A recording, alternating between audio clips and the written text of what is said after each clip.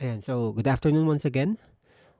For today, let's go ahead and discuss what we call the Java puzzle game. This is still part of your module number 6 in Computer Programming 12b. So, for today, we will actually go ahead and try to recreate the puzzle game, the famous, puzzle game, pero using Java. Now, in terms of the puzzle game here, we have the following game points na kailangan nating makita. Number one is using Swing and Java 2D graphics to build the entire game.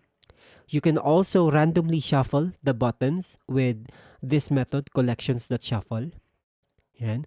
We can also load the image with image.io.read. We can also resize the image with what we call the buffered image. We can also crop the image with what we call the crop image filter. We can also lay out the buttons with what we call the grid layout. Kung natatandaan nyo yung discussion natin from CP12a, diniscuss ko kung ano yung grid layout. Basically, this is actually a grid layout. Yan. And we will be using two array lists of points to check for solution. Now, the goal of this little game is to form a picture. Yan. A button containing images are moved by simply clicking on them. Only buttons adjacent to the empty button can be moved. Now, this is actually simple. Mukha lang siya complicated kasi ang ginagawa lang talaga nito, 'di ba, we have an image here and we are simply converting this image here. We will crop them into different versions using a grid layout. Tapos i-convert natin each cropped image here into a button. Tapos magkakaroon din tayo dito ng event and mouse listener na kapag ka-click natin to, uusod siya sa may pinaka-adjacent na part ng image natin. So, let me show you what we are trying to expect. So, pansin nyo, pag nag-hover ako ng mouse dito sa may output natin, ayan, nag-aano siya, di ba? Nag-highlight siya into yellow. So, kapag ka-click ko yan, nothing will happen because there is no adjacent or blank space. So, kapag ka-click ko to, automatic, mag-a-adjust yan. So it's actually a fun way and it's a relaxing way to at least solve your own puzzle. Lalo kapag ka nagawa nyo to. So, number one guys, I want you to download an image na gusto nyong gamitin. Any size will do because anyways, hahatiin naman natin yan. 'Di ba? So any size will do. I want you guys to download an image tapos ilagay ulit natin yan dun sa may idea projects natin. So kung natatandaan nyo kung saan natin nilalagay, we have the idea projects folder and idea projects folder src. In this case, the name should be exact. Okay, so kahit ano, I want you guys to prepare them. So I'll give you 3 minutes to prepare your image kasi mas maganda kung sabay-sabay tayo dito. Yan. So you can download some reasonably large picture and use it in this game. So any image will do, by the way. So within 2 hours, what we are trying to achieve here is to create or recreate this one. Actually, kulang pa to wala pang mechanics. Well, yun yung papagawa ko sa inyo as your special project per group naman. Okay?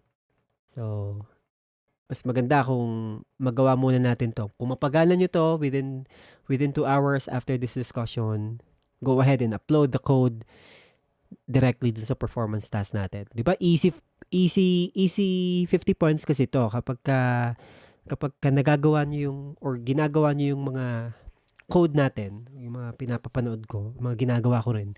That's an easy performance check. 'Di ba? So actually ang challenge talaga dito is yung mismo natin, final project. All right? So go ahead.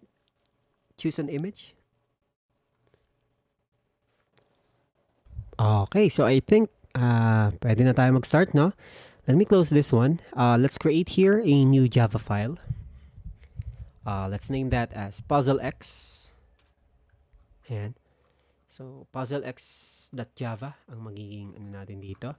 So, I actually have provided some parts of the code here sa may module natin para mas maintindihan natin kung para saan nga ba siya and how it is actually being used in the entire program. So, this is a very long code.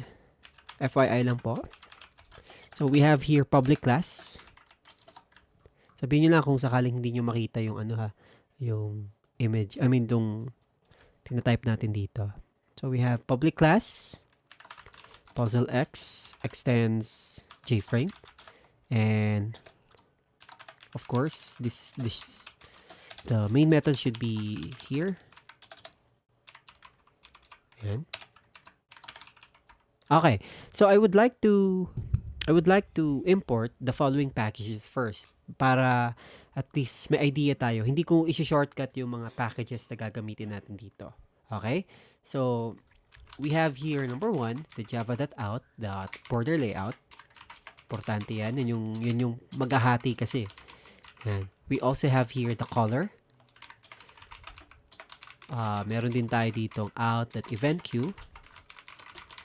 Meron din tayo ditong graphics 2D. We also have here the grid layout. And we also have here the image kung saan natin ilalagay, di ba? We also have point. Mamaya explain ko kung para saan yung point na yan. We have here an event, action event. And of course, the mouse adapter. And mouse adapter. Tapos si mouse event din natin. Ayan. We should also have the buffered image. The out.image pala yan. Out.image, buffered image. We also have crop image filter. Ayan. We also have another, dami no? Prepare na lang natin agad para mas maayos yan mamaya. Filtered image source. We have IO, the file. Siyempre, gagamitin natin yung file dito eh. Tapos, for error checking, IO exception. We also have array list. This should work as, this is actually an alternative to arrays. It's just that ang array list hindi natin alam exactly kung ano yung inilalagay natin. Ilang values. Unlike pag-array, alam natin kung ilang values yung lalagay natin. So, we also have util.list. Oh, mali. Ayan. Out.list lang siya. So, java.out.list. We have here logging. For logging purposes lang, pero in reality, hindi naman talaga natin ito magagamit. Pero for logging purposes lang, again. Level log. I think mali yung pagkakasulat ko. No? util.logging.level. Ayan. We also have utilities. Logging ulit. Logger. Ano lang, running lang talaga ako kaya nilalagay ko lang lahat para at least makita nyo. Okay? So, image, IO. Tapos, image, IO. Natin. What else? Javax.swing. Yan. We should have here the abstract action. We also have border factory. Yan. Nasa module po ha, yung mga definition ng mga yan. So, swing. Dot image icon. Oops. Image icon. What else? May kulang pa ba? Yung J button. Ayan, tama. J button. J button. Ano pa ba? Component. We will place that inside the component. J component. What else? J frame. We also have J option pane. We also have here javax.swing, J panel. Ayan. So I guess so far yan na, no?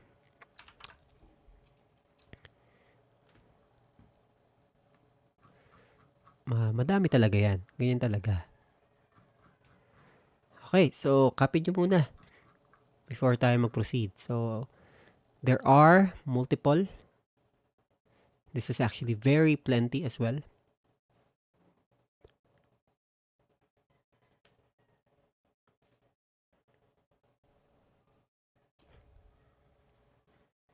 Ayan. So, may panel na, J-option pane, J-frame, J-component, J-button. Alright, so I think we can already start with the entire coding part ng ating lesson.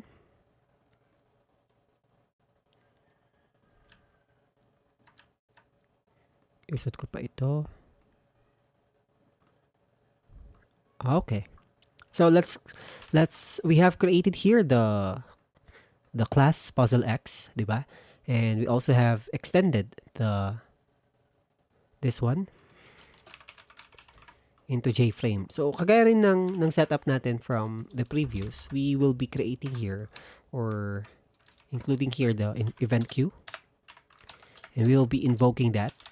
Tapos new runnable tayo. Now for the new runnable, in-introduce ko rin sa inyo yung other way kung paano siya isulat, in which I am using a lambda expression. Diba? So in which dito may override annotation tayo dito, and the public void run is nandito na rin. Ayan. So anonymous inner class, let's instantiate the word puzzle. It's equal to new puzzle X. And let's set the visibility into true. Ayan. So far so good. Pero we are experiencing some error here because wala tayong package. In this case, nabilong kasi yan sa loob ng package dito. So, therefore, I have to include here the package puzzle game para mawala yung error. So, nandito yan kasi sa package. Kumbaga, may separate yan na folder dito. Ayan o. May separate siya na folder dito sa may idea projects ko. So, if you're experiencing that kind of error, make sure to include here the keyword package para hindi kayo mahirapan or ma-solve nyo agad ma-fix nyo agad yung issue na yun. Okay. So, usually, ang ginagawa natin dito is to create the constructor. Tama? So, we can simply, create here what we call the public puzzle X. Yan. And init UI. Itong si init UI natin, dito natin ilalagay yung mga, natin, di ba? Yung mga bagay-bagay na pwede nating gawin inside our puzzle. So, init UI. So, para mawala agad yung errors natin. Now, the idea of the init UI here is actually for us to simply prepare, prepare the, number one, the draw image as well. Hindi pa natin dito ilalagay totally yung image natin because we will create a separate, a separate method for the image where doon natin ilalagay yung load image na tinatawag natin. Diba? So, in this case, gagawa tayo dito later on ng image kung saan natin siya ipapasok. So, you have to make sure na pareho yung path class niya. Okay? Para hindi kayo mahirapan sa paggawa nito. Isa-isahin natin to kasi medyo mahaba-haba itong program natin na to . Alright, so next, according here, we can actually scale the image and cut it into 12 pieces. And these pieces are used by the J button components, and the last piece is not used. So we have an empty button instead. So you can actually download some reasonably large picture and use it in this game. So in this case, meron tayo dito add mouse listener, in which i-apply natin dito yan mamaya. Okay, gagawin natin yan dito. Ilalagay natin yung add mouse listener natin once na okay na yung pinaka natin, yung pinaka what do you call this one, yung pinaka image natin. Okay? And for your information, this class alone contains two different classes. Itong program natin na to. So we have here puzzle X and we have here what we call the my button. Yung si my button kasi dito natin ilalagay. Let me create here, let me declare that. Dito natin kasi ilalagay si converted button natin. So we have here the last button and we have here another. Ilalagay natin siya as a list, my button. And I'll name that as buttons. Yan. So, nandito siya. So, ibig sabihin, we tried to instantiate or we need to instantiate another class here that actually contains button. Saan natin yun gagawin? Mamaya, i-workout natin yan. Isa-isa natin yung tatrabahuhin. Kasi, again, medyo mahaba itong program na to. And that's why we have to understand how this program actually works properly. So, para ma-eliminate na agad natin itong problem natin dito, we can safely create here a class, myButton, in which simply extends the J button. Ayan. Diba? Tapos dito, we have here a variable, boolean, kung saan dinidetermine natin if there is a last button. If there is a last button, definitely pwede na nating ma-move later on yung image natin. Okay, tapos don't forget to have the constructor. Ayan.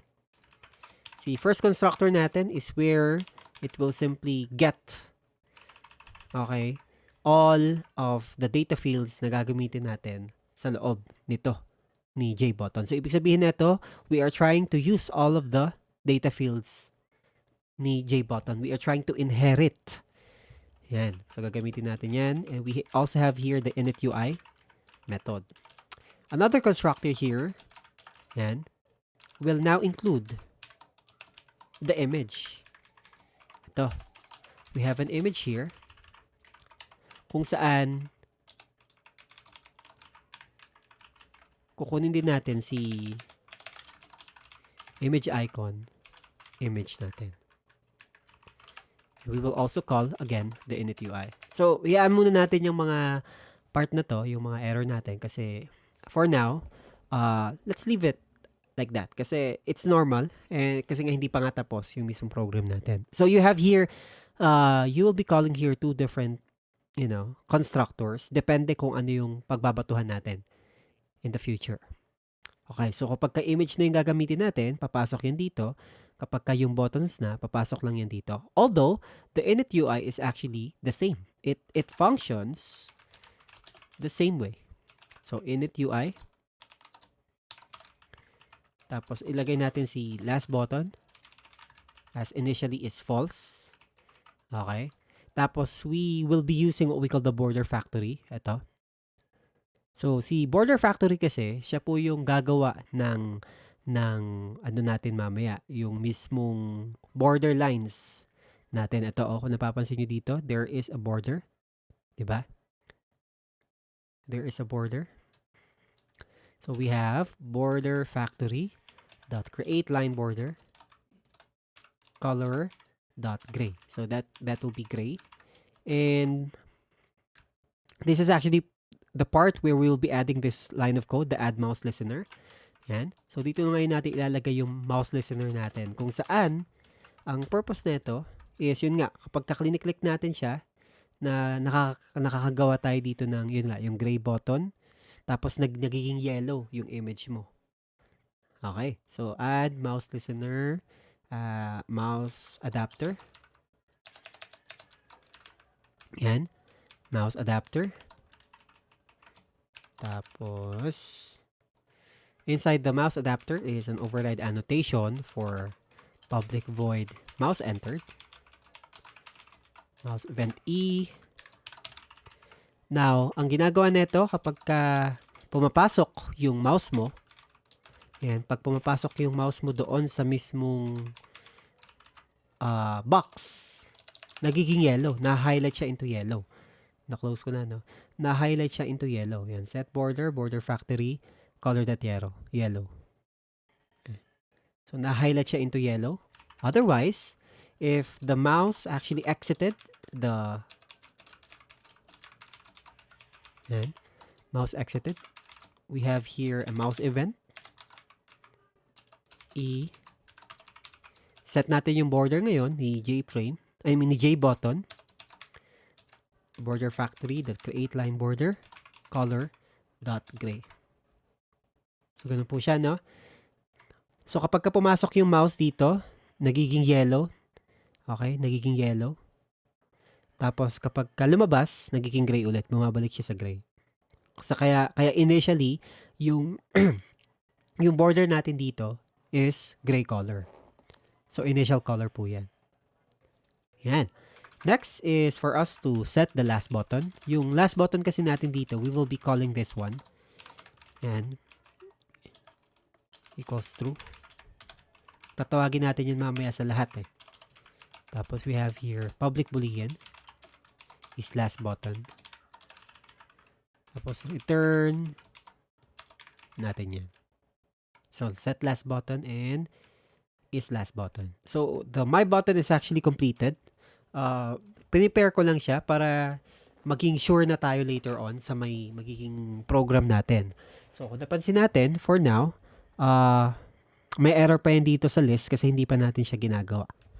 Diba? Pero at least na-prepare na natin si my button dito. Okay? So, we are now ready to work on with the next part here, which is, of course, yung dito natin sa may init UI. So, kung napansin din natin dito kanina, di ba, yung last button na create natin, when we hover the mouse pointer over the button, it changes the color to yellow. So, there is actually one button that we call the last button. It is a button that doesn't have an image. So, other buttons swap space with this one. So, we will talk about this in a bit as well. Now, let's go back dito sa may main class natin or sa parent class natin. So, we have the private button, my last button. Gawin na rin natin declare na rin natin tong mga variables natin. So, first of all, the JPanel, I'll name that as panel.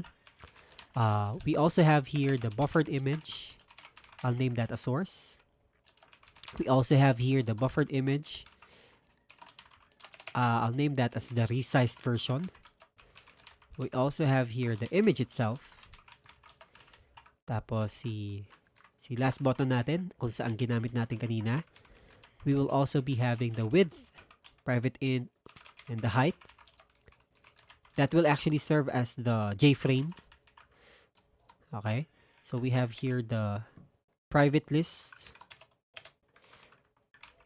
Yan. Private list button. My button. Buttons. Okay. We also have here the points. Gagawin ko rin to. Yung point natin dito is kung gagawin kasi nating single points yan lahat. Okay. Solution. Tapos we have two different variables as well. The number of buttons here. I would like to set the number of buttons as 12. Kasi 1, 2, 3, 4, 5, 6, 7, 8, 9, 10, 11, 12. That includes the blank button as well. And so we have 12 as the number of buttons. So kung gusto nyo siyang bawasan, pwede nyo siyang gawing 9, pero i-adjust nyo rin later on yung sa mismong grid layout natin. Okay, gets ba? So far, so good? Okay, so we can continue. Let's also set the desired width. Ito, the image that we use to form is scaled to have the desired width. And with the get new height method, we calculate the new height, keeping the image ratio.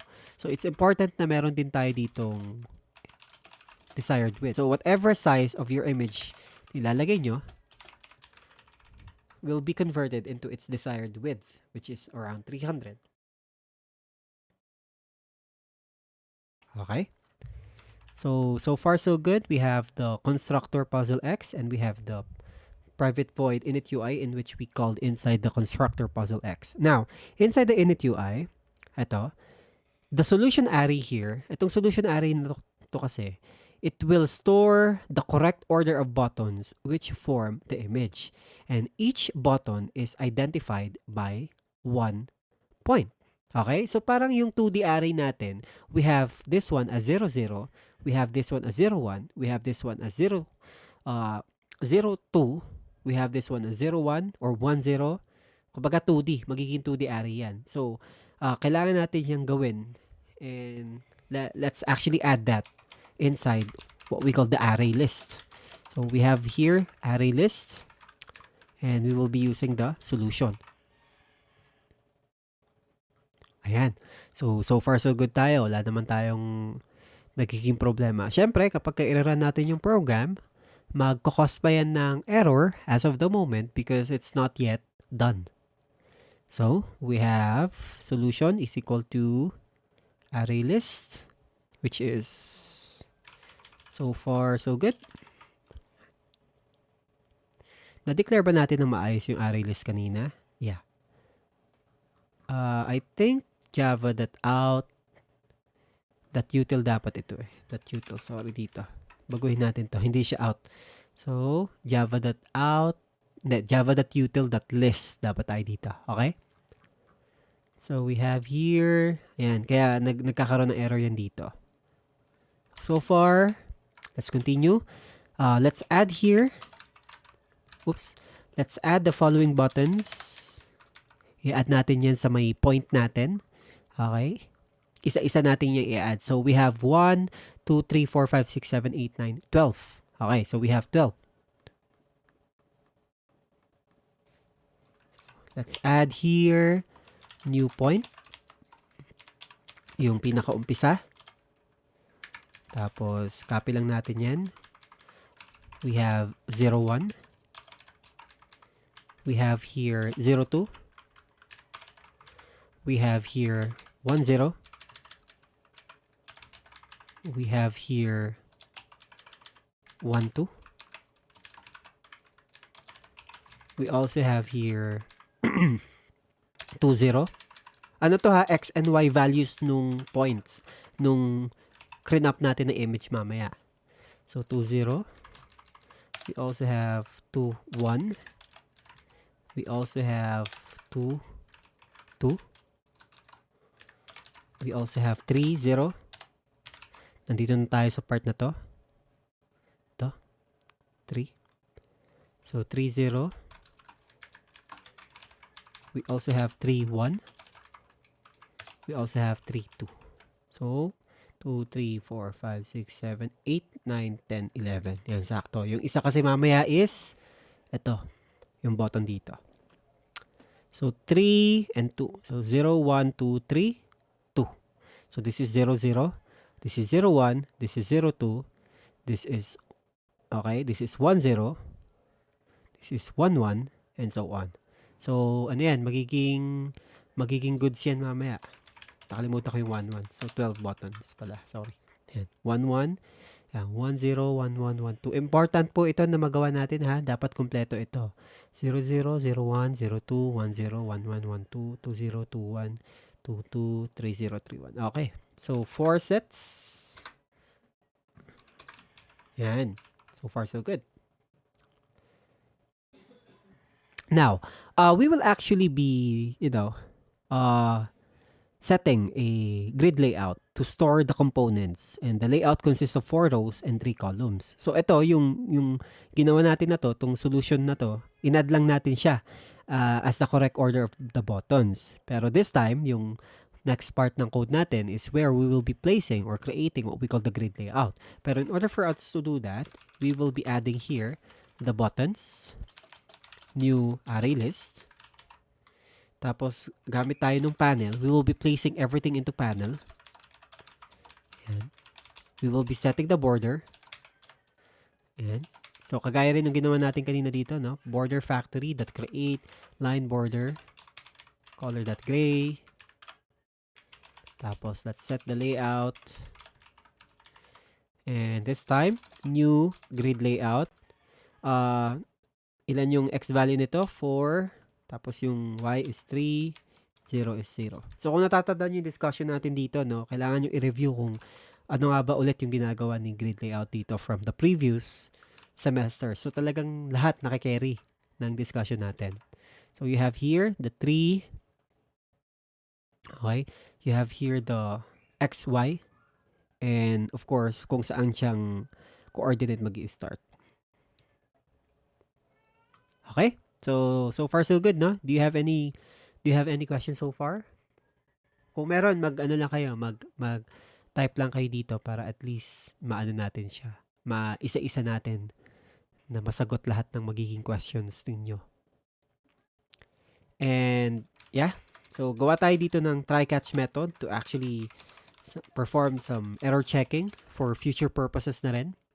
So, meron tayo ditong siguro IO exception na lang. Yan. X. In which na, this is the part where may logger lang kasi tayo dito eh. So kapag ka meron tayong logger, actually hindi to masyado ginagamit eh. Pero again, lagay ko lang kasi nga praning ako. Dot log, tapos level dot severe null x.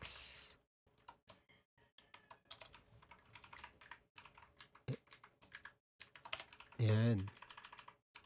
Tama naman, no? So, dot log, level, dot severe, null, tapos x, then, okay. So far, so good. This is, okay, nagkaka-error tayo dito, in which, mamaya, i-work out natin yan. Yun. So, meron din tayo error dito. It's never thrown in the corresponding try block. So, gawin din natin tong si IO exception na to. So, dito tayo sa try. Kunin natin si source dito because we will be loading the image. Ayan. So, tatawagin ko tong method na to, tong si load image. Again, dito natin ngayon ilalagay si image natin. So, let's actually place that. Get new height. We will also be calling another method here, the get new height, in which we will simply get the width and the height of the image na i-upload natin. So, source that get height. Oops. Source that get height. Ayan. Tapos source get width. Ayan.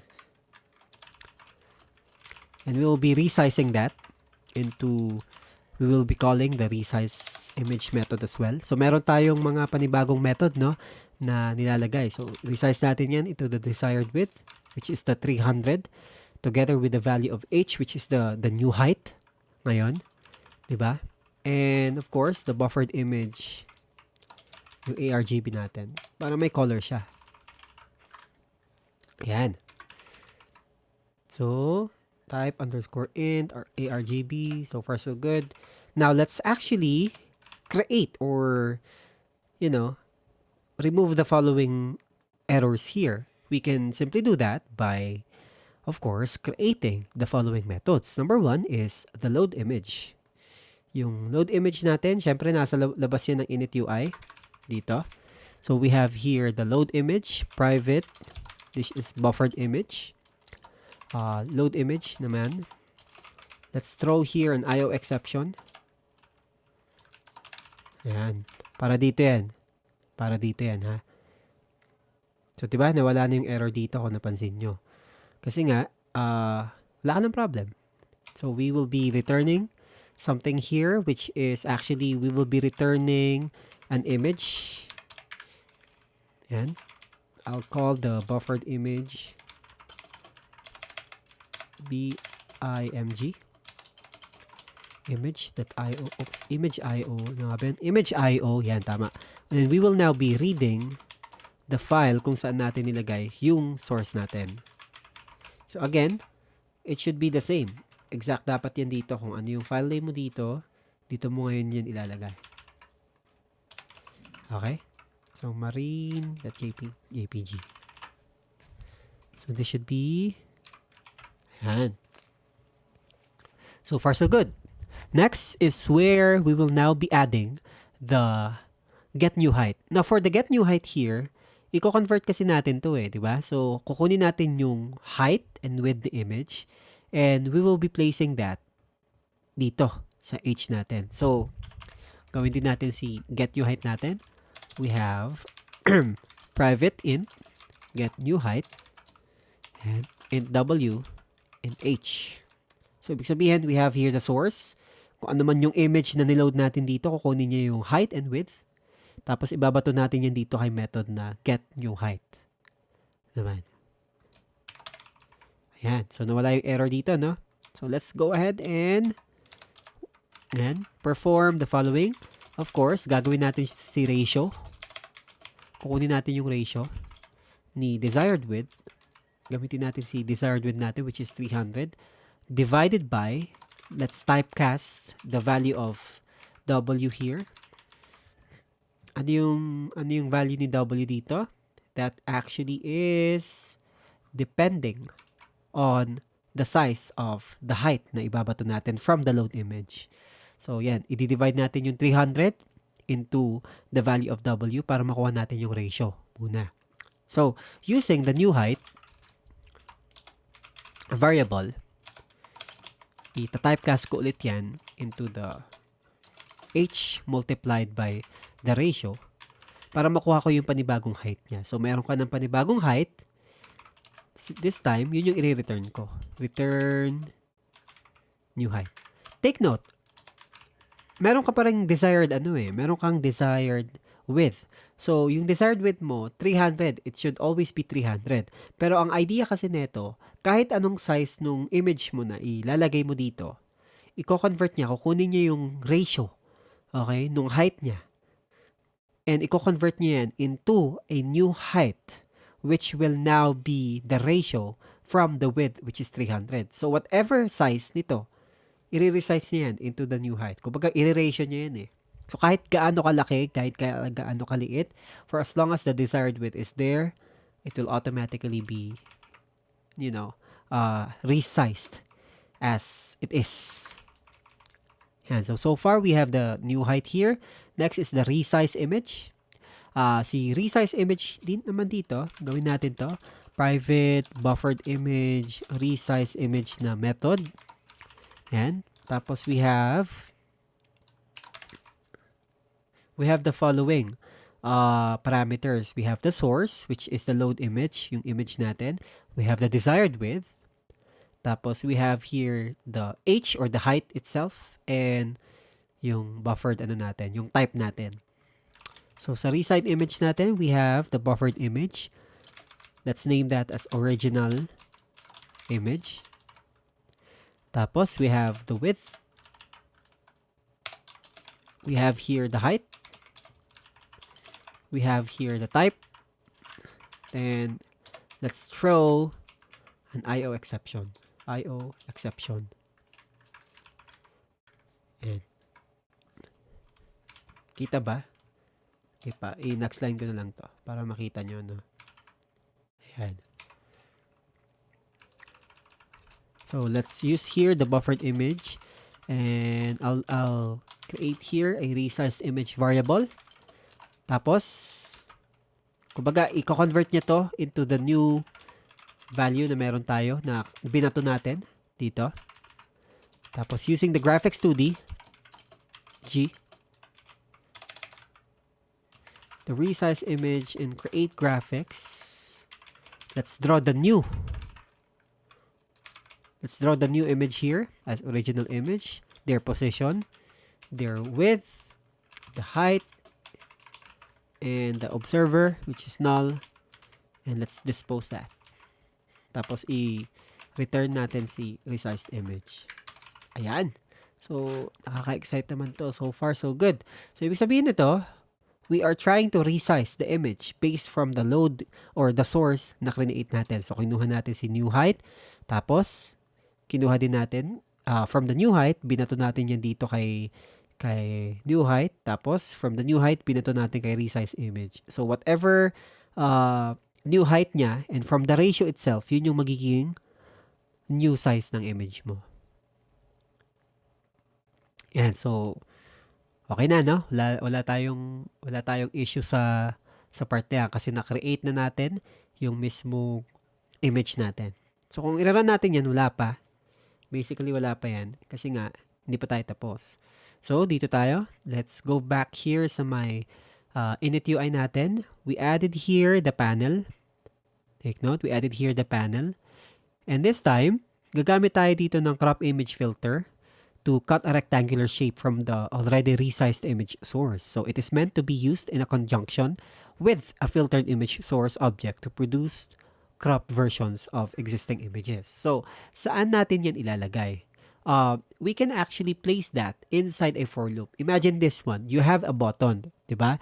So, yung button natin ngayon na itong create natin na to na button na isa-isa na nilagay natin sa array list, we need to create a for loop in which you will simply point for each button. So, for each button na pupuntahan yan, gagawa tayo ngayon ng crop image filter dito. Okay? So, after this panel, nasan ba yung panel na ginawa natin kanina? So, we have try catch. Yeah, we have here the width muna.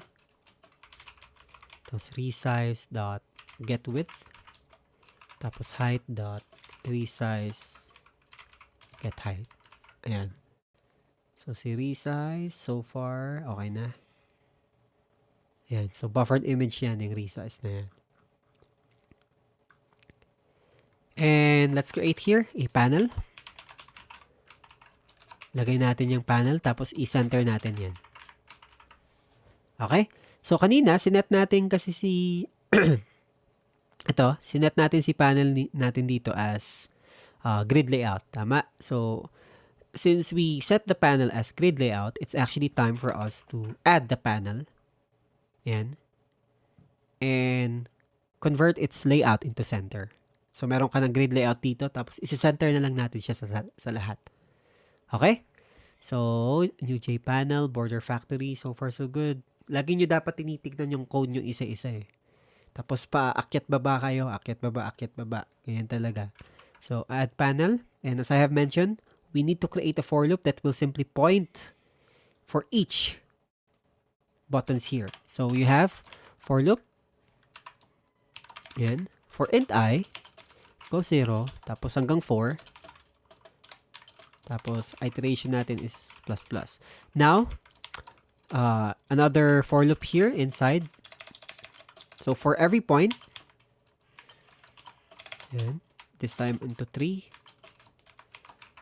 Yan, so, dalawang for loop para dalawang beses. So, kapag tumutok na dito sa part na to, titignan niya ulit isa-isa. Kumbaga dalawang beses yan.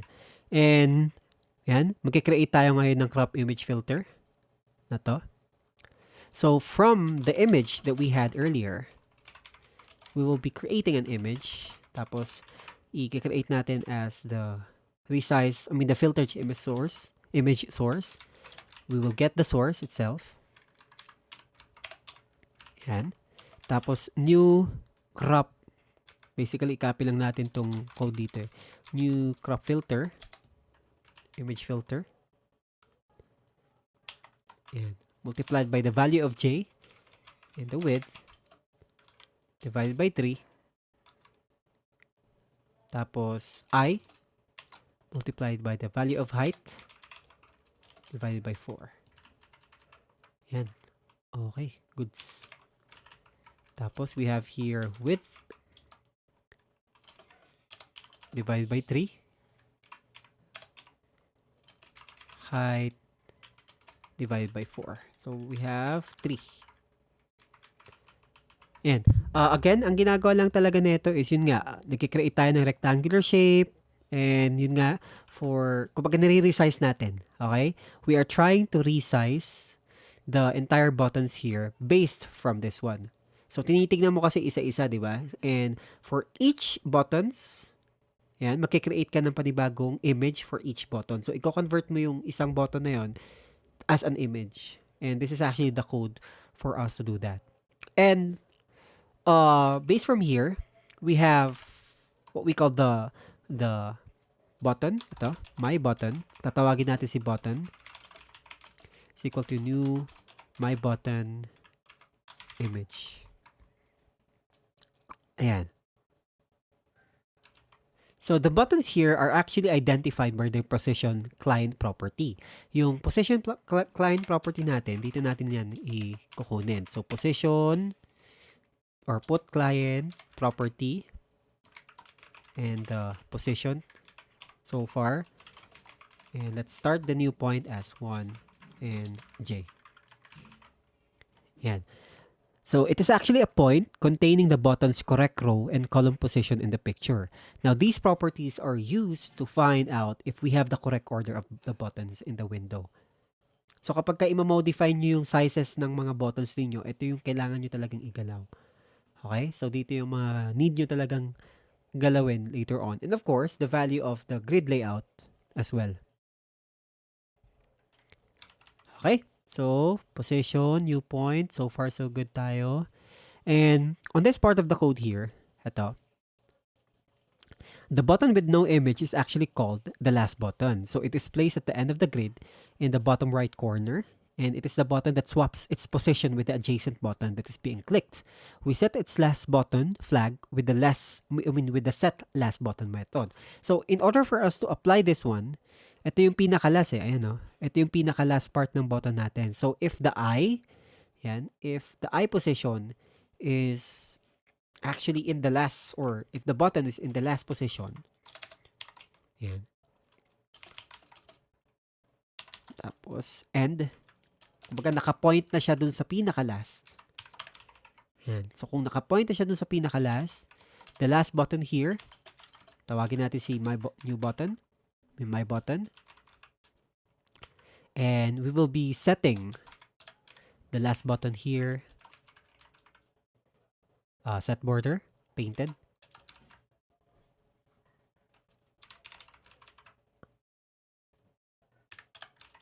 Set border painted. Tapos last button, set content area field, which is false. And oops, last button, ano ba tong ita? Then set natin yung last button natin. And last button, put client property and the position, new point, I and J. Else, kung hindi naman nandoon, add pa rin natin siya. So basically, ito yung code kung saan uusod. Okay? Ito yung mag-uusod doon sa buttons natin kapag ka-clinic natin siya. Alright. So, when we randomly reorder the elements of the button list, the last button with no image is actually inserted at the end of the list. And it is not supposed to be shuffled. It always goes at the end when we start the puzzle game. So, we have here a code in which itong collections.shuffle button and itong dalawang to. I-add natin to kasi dito after or sa labas mismo ng for loop natin. So, we have here the for loop, the first for loop. We will be adding that. The collections.shuffle. Shuffle natin yan. Buttons. So, yung collections na yan, ayun, nandito sa utilities. Shuffle buttons, and we have buttons that add last button. Okay. So far, so good. So, na-add natin yan. Yung pag-reorder, yung pag-shuffle ng mga, kumbaga pagka every time na nire-run mo, nag-shuffle yung buttons mo, hindi siya pare-pareho. Kasi syempre, para iba-iba rin, di ba? Para pa iba-iba rin yung idea. Now, again, take note, we actually have created the following points here because ito yung susundan natin na pinaka-solution. Okay? Now, if the button placement now, it actually ended up equal to the following points here, of course, automatic, the game will now be over. Diba? So again, ito yung mga initial position natin, initial solutions natin. Kaya nga may solution. So every time na kiniklik natin yung buttons, syempre nasa iba sila, diba? Nasa iba silang position ng grid layout natin. So hanggang marating nila lahat ng to ng sakto, dun siya magiging over. Okay? So, dito tayo ngayon sa part na to. So all of the components from the button list are placed on the panel, and we can create some gray border around the buttons and add a click action listener. So we can do that by simply adding this part of the code here. So after the last button here, let's create a for loop. And 0. And we have the number of buttons. I++. So, let's call the my button, ptn. Tawagin ko siya isa-isa. Lahat ng button ko isa-isa.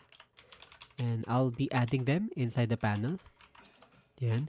I'll be setting the border. Border factory. That create line border. Color that gray. And we have here an add action listener. Yan. So, dito na tayo ngayon maglalagay ng action listener kung saan we'll be creating the click action method. Ayan na. So, ito na yung part kung saan tayo maglalagay ng click action. So, kapag na-click mo, what will happen?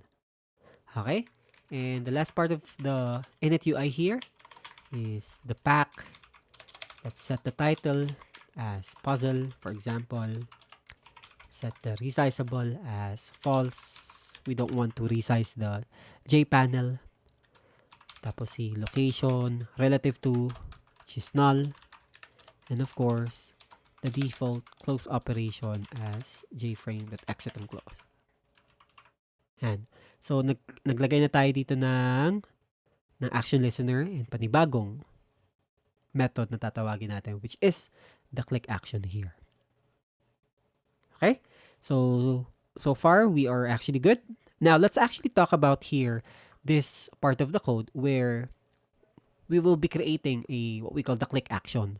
Yung click action kasi na yan, tatawagin din natin ang iba't iba pang method. This will serve as a new class. Okay? This will actually serve as a new class inside our program.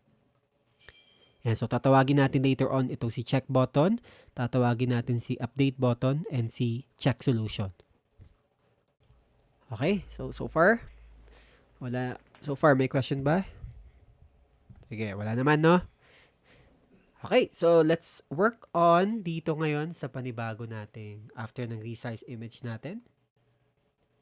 Ito. And take note, ha? Nag-work ako dito sa may loob ng Puzzle X natin. Sa Puzzle X ako nag-work. Okay? Tanggalin ko nga ito. Ayan. So, may error tayo dito sa new click action. So, let's create here a new class after ng nitong si resized image. So, it's still inside. Kumbaga, nested classes. Diba? So, we have here private class, click action.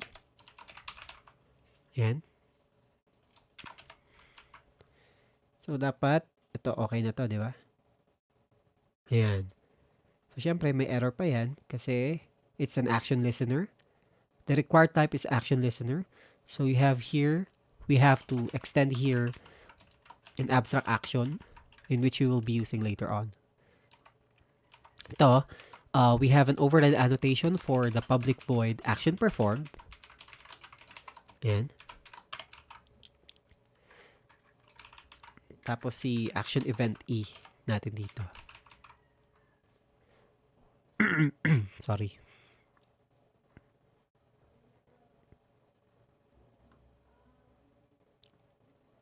Ayan. So again, the buttons here are stored in an array list, and the list is then mapped to the grid of the panel.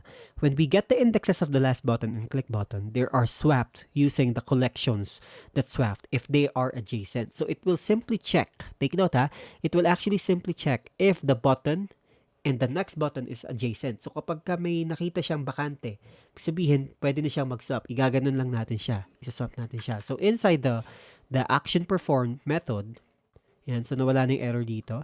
Inside the action performed method is where we will be calling, number 1, the check button. Tapos meron din tayo lalagay dito mamaya na check solution. So mamaya yon. Okay? Pero sige, lagay na natin si check solution.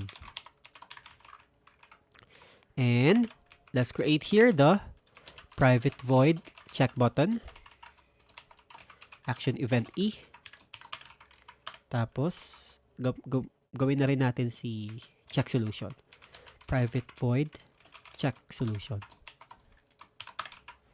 Para mawala lang yung error na yan. So, inside the check button method, we will be declaring a variable here, lidx.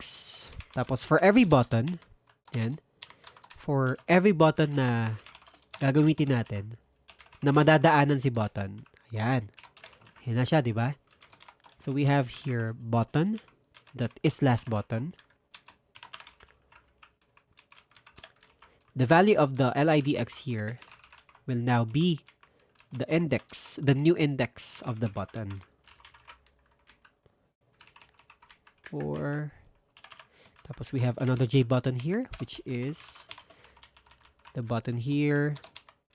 Typecast natin yan. e.getSource. Ayan.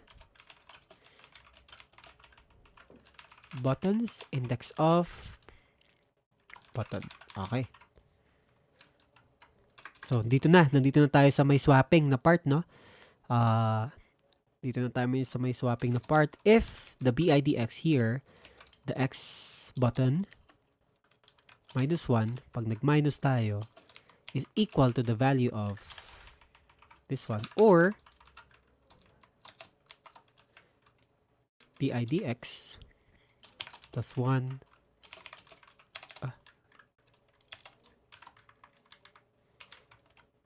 Oops, ano ba yan? Mahaba-haba ito eh. LIDX or BIDX ulit -3.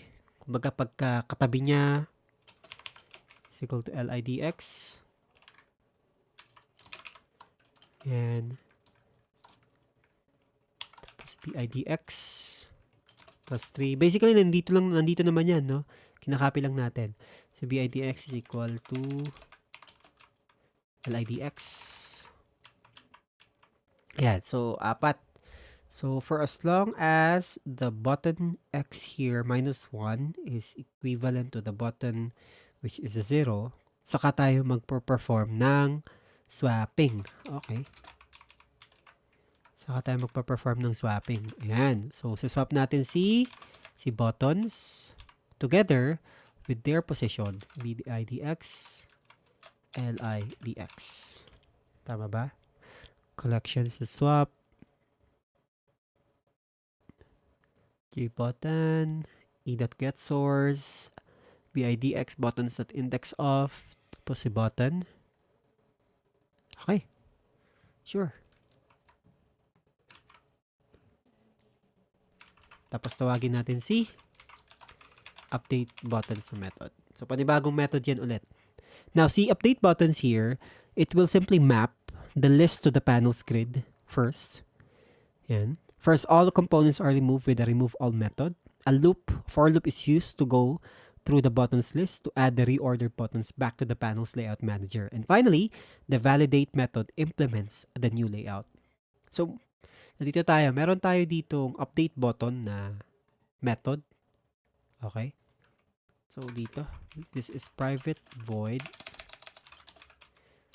update buttons.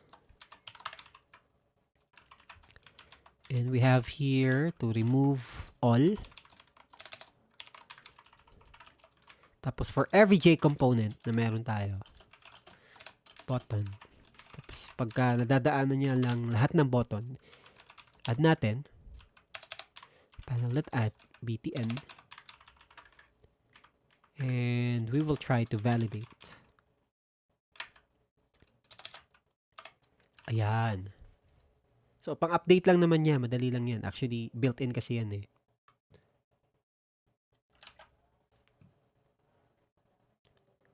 Okay. Panel.validate. So far, so good. And this time, punta tayo dito ngayon sa may mismong solution natin. For the solution here, ito, it's actually the solution checking is done by comparing the list of points of the correctly ordered buttons with the current list. So sabi ko nga, we have the solution here. For as long as is yung button na isa na yun ay napunta na dito sa exact solution na to, ibig sabihin, the game will now be over and everything is actually fine already. So, tapos na yung game mo, kumbaga. Diba? So, private void, check solution. Gawin natin dito si check solution is for every list or for every point na nangyayari. We have here an array list. So, for every J component that we have,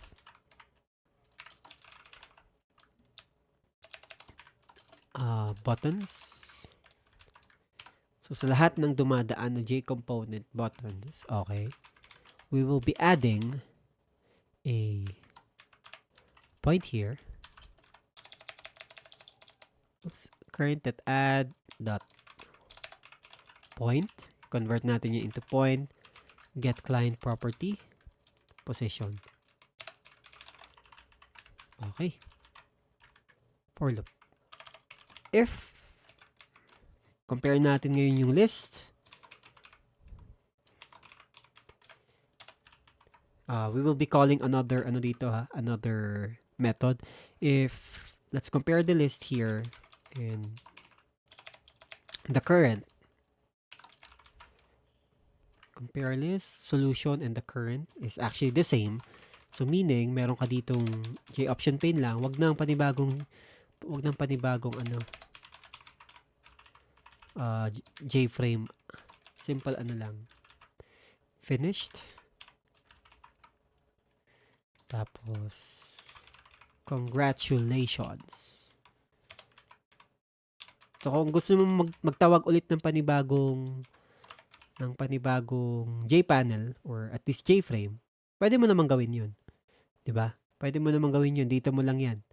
Ito lang yung babaguhin mo para ma-change mo yung message or congratulatory message mo. Congratulations.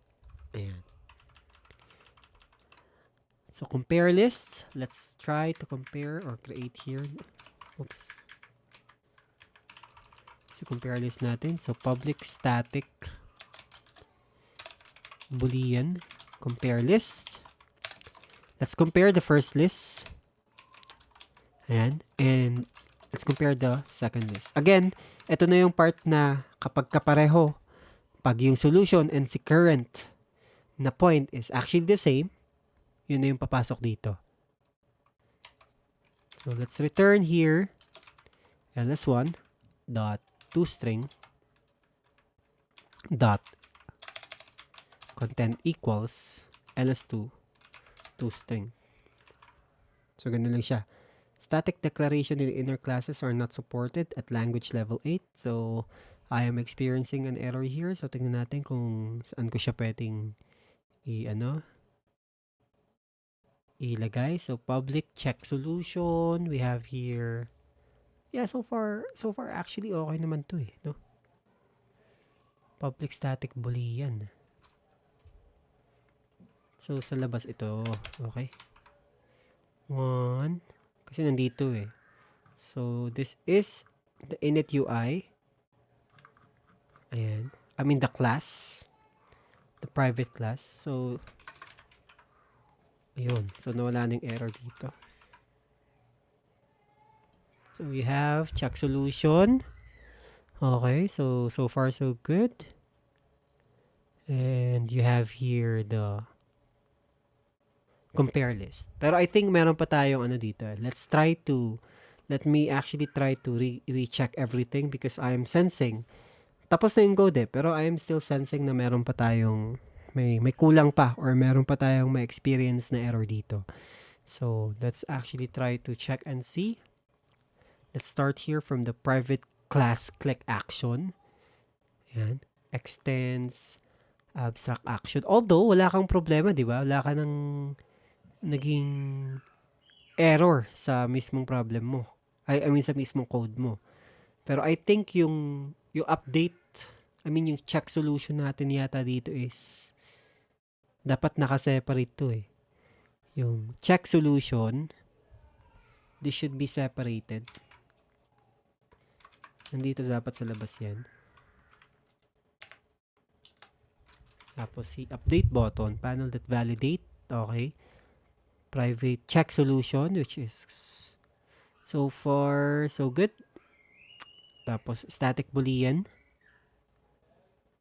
And we have here the main method, new runnable.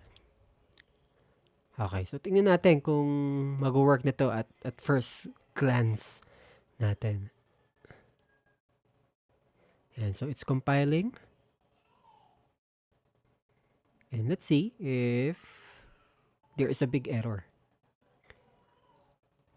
Usually, wag kayong mag-alala, no? Kapag ka nagko-compile kayo sa unang beses tapos nag-error, sabihin, may kailangan lang kayong ayusin. May mali lang sa program ninyo na hindi pa naayos. And so, in this case, I think Hindi siya nagko-compile. So, I think it's actually time for us to try to fix. Yan, tingnan natin kung may mga pwede tayong mai-fix na problema. This is new runnable. Kaya it happens, guys. So, don't worry. Puzzle X, puzzle that set visible into true. And so punta tayo dito sa pinaka umpisa. We have to check first the different warnings. So meron tayong ayun, so may mga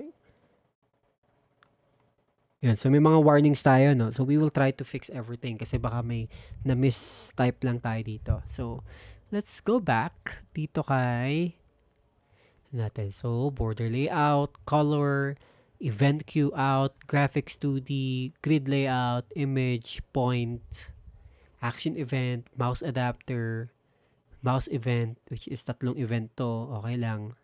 Tatlo ring buffered image. We have io.file, we have io.exception. We have here, tanggalin ko yon, io exception. We have array list. We have collections. We have list. You have the tool logging. We have the image io. Tapos si abstract action natin, border factory, image icon, JButton, JComponent, JFrame, JOption pane, JPanel. Alright. So far so good.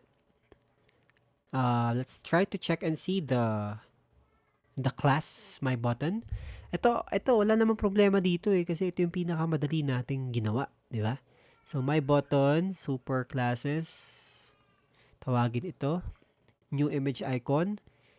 Yan, new image icon, image, tinawag lang natin yung ano natin kanina dito. So init UI slash button false, border factory, create line border, color.gray, which is good, mouse listener, which is also good,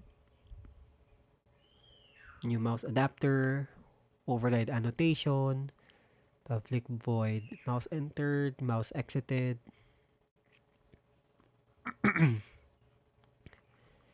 Yan. Ay, ba yan? Asan ba yun? Bigla tayo nawala. Okay. So far, okay. Si private JPanel panel natin. Si buttons, okay lang. Bakit ito naging ganito ulit to? Yan. So, si array list. This is actually the solution itself. Okay. Tapos si JPanel. Tapos si layout ni JPanel. We have here the try-catch method for the load image, the get new height, and the resize image. Kaya tayo nag-try-catch method dito. Dahil gumamit kasi tayo ng I.O. Ito. Ito ang ginamit natin eh. Ayan, again, gumamit tayo ng try-catch method dito dahil nga I.O. yung ginamit natin. Java.io. So, we have the for loop. Okay. I think okay na to eh. Pero ano lang natin, pasadahan lang natin.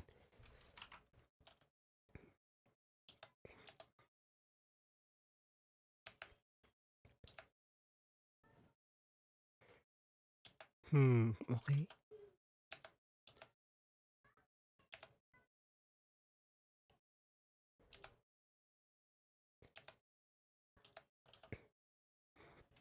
Validate, okay. Ayan. So, tingnan natin kung magra-run na, no? Sana mag-run na. Hindi pa rin. Yun, may problem pa rin. Or dahil may nagra-run. Teka. Terminate ko muna ito.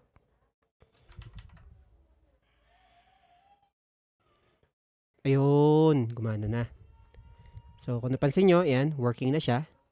Everything is actually working perfectly fine. So, yan nga, pagka hinover natin yung mouse, yan. Okay. Do you have any questions so far? I think ano no, I think medyo mahaba yung code natin, which is ganyan talaga. Pero this is actually fun. Pero for your future reference, tawag dito, your activity dito sa part na to, you will add a mechanics here in which you will count the number of clicks na gagamitin mo. So, don't worry, that will be done by group naman kapag ka nag-group na tayo. So, ibig sabihin, once you click on this one, hahanapin nyo dito sa code na to kung nasan ulit yung click button natin. Yan. Dito yan. So, nandito yan usually sa click na to. So, once you have click something or a button here, automatic magka-count yung button mo. And once na na-solve na yung puzzle, magpapakita sa J option pane mo dito sa may congratulatory message mo kung ilan yung clicks na nagawa mo before solving the entire puzzle itself. Diba? So, try nyo nga, try nyong gumana ba sa end nyo? Saka, sa ano pa naman yun, sa finals pa naman yun. That will actually serve as your exam. Marami yun kasi from the spaceship program hanggang sa mga next na program na gagamitin natin, you will be modifying them. Madali lang naman yung mga mechanics na i-add ko and that can be done as a group naman. Di pa rin gumana. Kung hindi pa rin gumana, i-run mo, i-terminate mo, parang kanina. I-terminate mo dito. Usually it happens eh.